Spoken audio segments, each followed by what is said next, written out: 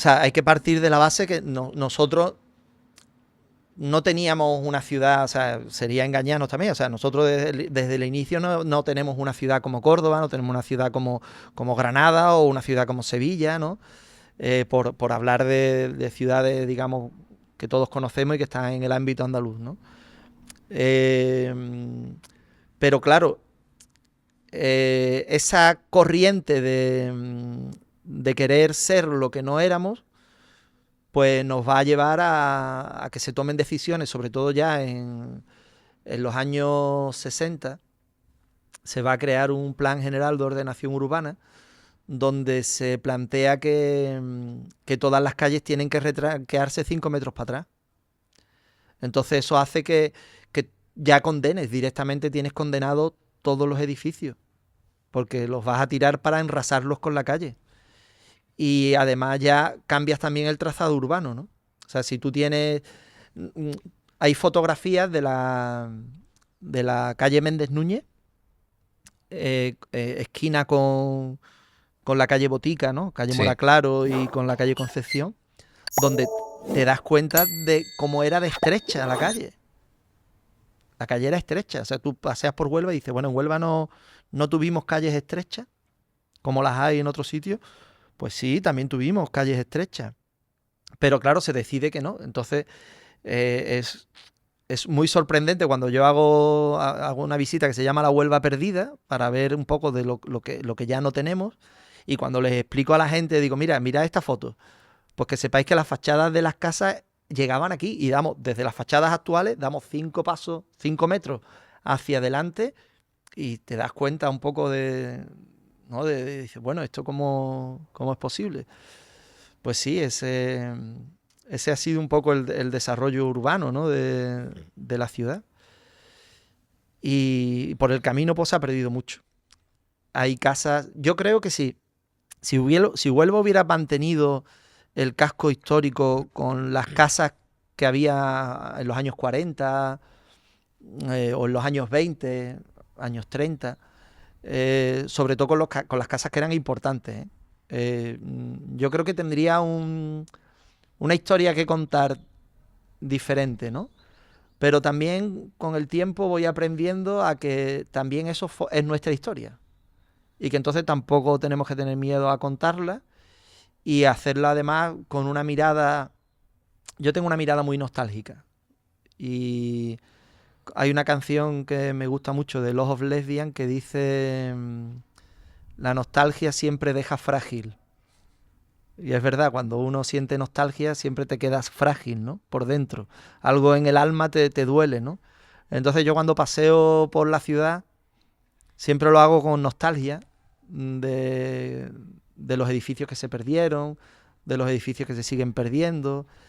Eso, claro, eso me hace daño, me deja frágil. Entonces, a veces intento pensar que, bueno, que tenemos que a lo mejor cambiar la mirada, ¿no? Y intentar entender cómo ha sido la evolución.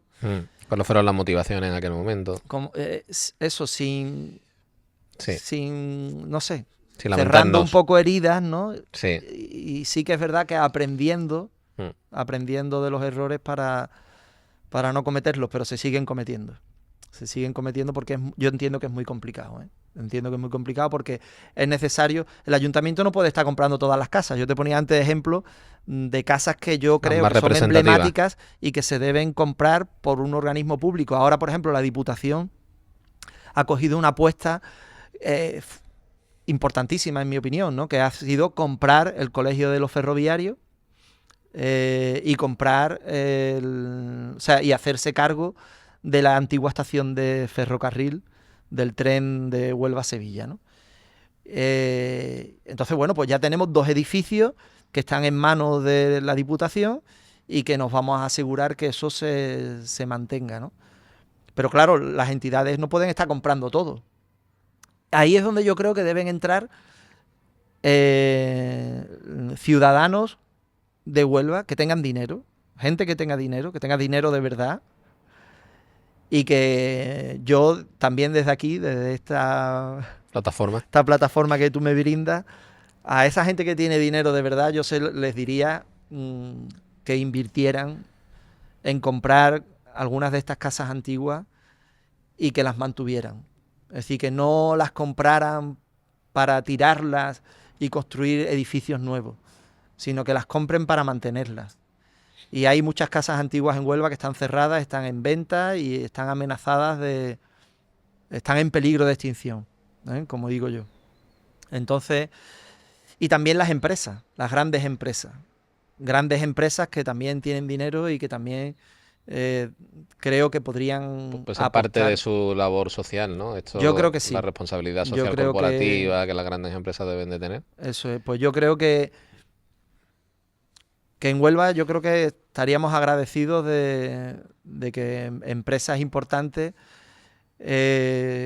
compren edificios que están amenazados de que los puedan tirar, los restauren y hagan ahí pues su sede o hagan un centro cultural o lo donen como pequeños locales para que emprendedores se puedan ubicar ahí, ¿no? A bajo coste, en fin, yo qué Mm. sé.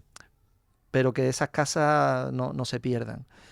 Y hay algunas iniciativas interesantes, ¿no? Que también están haciendo familias privadas que he visto yo que han comprado casas antiguas y en vez de tirarlas las están comprando para rehabilitarlas y vivir en ellas, ¿no? Y por lo tanto, pues la casa no se Sí, se pierde. conserva. Y eso también es muy importante. Bueno, pues dejamos aquí este llamamiento. Huelva tiene una historia que yo entiendo fascinante, a mí me lo resulta, que es todo lo que está relacionado con la llegada de los ingleses y la reapertura de, bueno, cuando compran la mina y la Río Tinto Company y todo eso, ¿no? ¿Cómo crees tú que afecta a la Huelva actual esta parte de nuestra historia? ¿Y qué opinas de todo lo que pasó con todas sus luces y sombras? Bueno, a ver, la venta de las minas en el año 1873, en aquel momento, bueno, el gobierno tomó esa decisión, País ¿no? en quiebra, ¿no? Es lo que País siempre en se ha dicho. quiebra y Mm. hubo voces contrarias a que se hiciera porque era una de las joyas de la corona. No sabemos qué hubiera pasado si al final no se hubieran vendido, pero está claro que la compañía no venía con ingenieros de minas, con ingenieros de ferrocarriles, que traían una manera, tenían muy claro cómo tenían que explotar la mina, ¿no? Y lo estuvieron haciendo durante 81 años hasta que en 1954 pues Franco nacionaliza las minas y se recupera para el Estado español, ¿no? Eso va a suponer bueno, una llegada de estos británicos, ¿no? Que es realmente como debemos llamarlo a esto, ¿no? El legado británico. Por eso la feria se ha llamado Feria del Legado Británico, ¿no? Más que inglés, porque ingleses vinieron, pero una gran mayoría eran escoceses. Bien. Entonces son británicos, pero no son ingleses. Entonces solemos llamar el legado británico. Ellos aportaron cosas muy interesantes, tanto desde el punto de vista laboral como desde el punto de vista de la medicina, pero también, como tú dices, tienen sus sombras, ¿no? Que también son... Hay que recordar el año de los tiros, ¿no? Que ocurre en la cuenca minera, que todavía a día de hoy no se sabe exactamente el número de muertos que hubo, ¿no? Y Mm. es una de esas... Todo el tema de las calcinaciones, ¿no? Del mineral a cielo abierto, ¿no? Sí, Y todo el tema de los humos, de azufre. sí. Que ellos al parecer ya eran sabedores del daño que suponía esto para Claro, las personas claro, y claro. tengo entendido que en sus minas allí en Gran Bretaña no llevaban a cabo esta práctica. Sí, bueno, el colonialismo ya sabe Sí, lo que tiene, ¿no? Es un poco así. Ellos, efectivamente, aquí Huelva para ellos es un poco casi como una colonia, ¿no? Y mm, esas cosas que hacían también de no mezclarse demasiado, ¿no? Con la población local. eh, pero bueno, es verdad que a nosotros pues nos han dejado una de nuestras señas de identidad más importantes, ¿no? Que es el RECRE, ¿no? El Real Club Recreativo de Huelva, que como todos sabemos, ¿no? Pues es decano, ¿no? Del fútbol español y que es una de las señas de identidad que más orgullo en todos los ciudadanos, bueno, en casi todos los ciudadanos, porque hay gente que también no está muy de acuerdo con que el decano tenga tanta influencia por ejemplo, en el ayuntamiento, ¿no? Sí. Que yo soy socio del recreativo, soy recreativista y, y creo que el recre hay que mantenerlo a toda costa, pero va llegando un momento en el que el ayuntamiento tiene que ir soltando Soltándole la mano. ese lastre, porque si no no es viable, ¿no? Entonces, bueno, tuvimos muy buenos médicos en Huelva, tanto españoles como británicos, sobre todo Mackay, ¿no? Alejandro Mackay y su sobrino, Juan MacDonald, ¿no? Los dos, que eran dos, eso lo digo yo siempre, eran dos, porque la gente dice Mackay MacDonald, y parece que Mackay MacDonald era uno. Hay mucha gente que cree que o sea, la calle Mackay MacDonald, dicen Mackay MacDonald, no dicen ni siquiera el I. Lo dicen Mackay MacDonald. Mackay MacDonald eran dos. Estaba Alejandro Mackay y Juan MacDonald, que eran los nombres ya, digamos, españoles, ¿no? que tenían puestos. Fueron médicos muy importantes, ¿no? El hospital que construyeron, que era donde estaba el antiguo colegio francés, ese fue el primer hospital que ellos hacen. Después construyen un segundo hospital que ya no está, que se perdió, el hospital diseñado por Alan Brace. O sea, ya no nos queda ninguno de los dos hospitales que construyeron los británicos en la compañía en la ciudad de Huelva, porque los dos se han demolido. Después el Hotel Colón. Es verdad que es una iniciativa de un alemán, de Guillermo Sunday. Es que sin Guillermo Sunday no se entiende, porque Guillermo Sunday y su socio Enrique Deutsch van a ser también importantes para convencer a Hugh Matheson de que compren las minas de Río Tinto, ¿no? Y además ellos formaban parte del accionariado de la compañía. Guillermo Sunday es uno de los que promueven la creación del Gran Hotel Colón, pero después, una vez que cierra como hotel, la compañía que formaba parte también del accionariado del hotel se queda con el Hotel Colón y ahí va a poner la sede de la compañía en Huelva y digamos, oficinas y habitaciones para los ingleses o los británicos que viven en Huelva. Y ya después, bueno, el muelle del Tinto como esta obra de ingeniería, el muelle de la compañía Río Tinto como una obra de ingeniería que hablábamos antes, fundamental, o Los propios o ferrocarriles, ¿no? La claro, comunicación en ferrocarril desde las minas hasta Huelva. claro, la Tuvo que vía ser del en su tren momento una obra fue una obra importante, claro, una importante. obra muy importante, son más de 80 kilómetros de vía férrea entre la ría y la mina, y fue una obra también muy importante.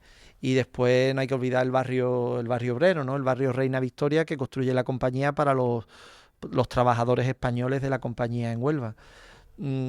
Todo eso pues va a quedar hoy, ¿no? Como una huella material de la presencia británica en la ciudad de Huelva, y después pues lo que es el recre, el tenis, va a quedar un poco como algo inmaterial, ¿no? Pero que forma parte de nuestras señas de identidad. Entonces, en ese aspecto, pues jugaron un papel importante, claro. ¿Y qué relación hay entre estos británicos y Punta Umbría? Bueno, fundamentalmente porque, hablando desde el punto de vista de la sanidad, ellos van a considerar que Punta Umbría reúne las condiciones necesarias para crear allí lo que llaman las casas de salud, donde, pues, después de estar en la mina, trabajando y tragando los humos, aunque ellos no estén allí a pie de mina, ¿no? O sea, quiero decir, los ingenieros británicos sí están allí, Sí, pero no son a lo mejor los que van a estar tragando más humo ni los que hacen un esfuerzo físico mayor, pero usan esas casas de salud para ir para allá y pasar unos días durante el verano y poder de alguna manera pues curarse, ¿no? de cualquier afección respiratoria que puedan tener y echar unos días allí. Y claro, en aquel momento Punta Umbría lo que tenía era la Torre Almenara, una torre de finales del siglo XVI, y poco más. Algunas pequeñas casitas de pescadores temporales y cosas. Y ellos, pues bueno, pues construyen esas casitas, ¿no? En la zona que llamamos la Punta de los Ingleses. Y allí pues se iban a pasar sus días Yo no conocía de esto de verano. que lo llamaban casas de la salud, casas de salud. Casas de salud, sí. Las casas de salud. Y Van como a allí, desintoxicarse de la mina, ¿no? claro, claro. Y echar Como quien allí. se va a un balneario unos días. O de otras enfermedades. A veces los médicos recomendaban a algunos que estaban enfermos que pasaran un tiempo allí. Pero hay que decir que de nuevo Guillermo Sundin pues también fue importante en esta historia porque él de alguna manera es el que va a descubrir las bonanzas de esa zona como un sitio adecuado para este tipo de, de forma, ¿no? de pasar el verano, ¿no? Y entonces, bueno, pues a partir de ahí ya Punta Umbría se convierte en un enclave turístico. Guillermo Sundin es una persona que viaja mucho. Y viaja con la mente abierta. Y lo que aprende en los viajes después dice, esto lo podemos hacer aquí, ¿no? Creo que es una forma importante de viajar. A mí me pasa, ¿no? Yo llevo, no sé si son también 15 años, haciendo una actividad que hacemos ahora en Halloween que se llama La Huelva Encantada y Misteriosa, sobre las casas que tienen problemas, fenómenos paranormales y demás. Y a mí la idea me surgió visitando Praga.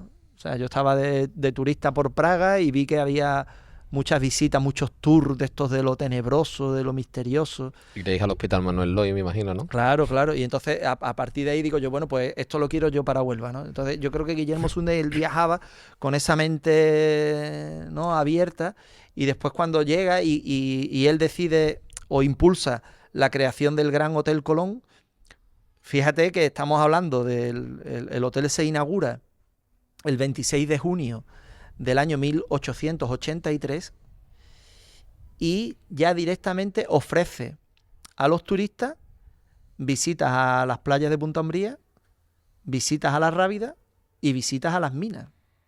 O sea que ya directamente lo tiene claro que son lugares atractivos para el turista. Así que desde el propio hotel te facilitan el ir a Punta Umbría a la playa, el ir a la Rábida a conocer los lugares colombinos o ir a la mina, ¿no?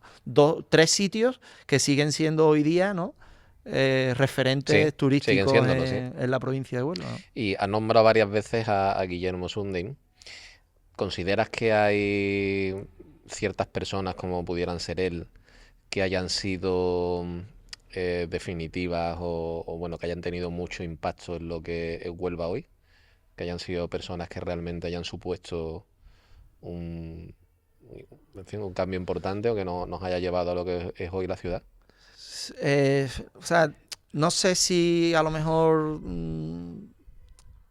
si su proyección tendría yo que estudiarlo, ¿sabes? Tendría yo que analizarlo. A lo mejor si estuviera aquí nuestra querida rectora, ¿no?, que es biógrafa de Guillermo Sundin, a lo mejor nos podría dar un poco más de orientación. Yo no te sabría decir si realmente su sombra es tan alargada como para entender la ciudad actual. Él u otras personas, ¿eh? Te pregunto si tú consideras sí que tengo... ha habido 2, 3 personas, 5, las que sean, una que hayan tenido un impacto realmente por encima de los demás en lo que ha sido Huelva. En la época en la que le tocó vivir, ahí creo que no se puede entender esa época sin Guillermo Sundin o si, por ejemplo, Manuel Vázquez López. Bien. En aquellos años, en casi cualquier iniciativa va a estar Guillermo Sundin y él va a estar en el ferrocarril Huelva-Sevilla, él va a estar en el ferrocarril de Zafra, él va a estar involucrado en temas mineros en la Río Tinto Company y en muchas otras cosas, en el Hotel Colón, el propio barrio obrero, la finca donde se va a construir el barrio obrero la compra él con una visión de futuro, ¿no? Y Manuel Vázquez López igual, él y Manuel Vázquez López fueron de los impulsores de la constitución del puerto de Huelva como institución, de la Junta de Comercio y Obras del puerto de Huelva. Pues Manuel Vázquez López fue el primer presidente, ¿no?, del puerto de Huelva. Entonces, son dos personas muy importantes. De hecho, hubo una iniciativa que salió en la prensa, una vez ya fallecidos los dos, que era hacer un monumento. Yo además recuerdo que vi, lo que pasa que después no sé por dónde lo puedo tener yo. Había una fotografía del modelo que se había... me pareció bonito, era un banco de forja de estos típicos de Huelva, donde en un lado estaba sentado Guillermo Sundin y en el otro lado estaba sentado Manuel Vázquez López. Manuel Vázquez López tiene un monumento que está en los jardines que hay junto al edificio actual que es sede de la Autoridad Portuaria de Huelva. Allí hay un monumento a Vázquez López. Guillermo Sundin no lo tiene, pero creo que lo debería tener. Y después hay una persona que era de Jerez, que llegó como director del puerto de Huelva, director de obras del puerto de Huelva, que era Francisco Montenegro. Francisco Montenegro fue una persona que bajo su dirección también hizo tuvo determinadas iniciativas que también ayudaron a entender la ciudad actual, ¿no? Por ejemplo, el muelle de Levante, tal y como es hoy día, se lo debemos a Francisco Montenegro. O el paseo de la Ría que nos lleva hasta la punta del Sebo, pues eso se hace por una iniciativa de Francisco Montenegro a principios del siglo XX, donde él decide que los dragados que se están sacando de los trabajos de la ría para aumentar el calado de navegación de los barcos, pues sean depositados en esos 5 kilómetros que eran marismas, que van desde el muelle de la compañía Río Tinto hasta llegar a la punta del Sebo, ¿no? Y además ya él con una visión, él tenía ya la visión de que todos esos terrenos de marisma en algún momento se podían utilizar para la industria. Entonces, bueno, eso después ya llega el polo de promoción, el polo de desarrollo,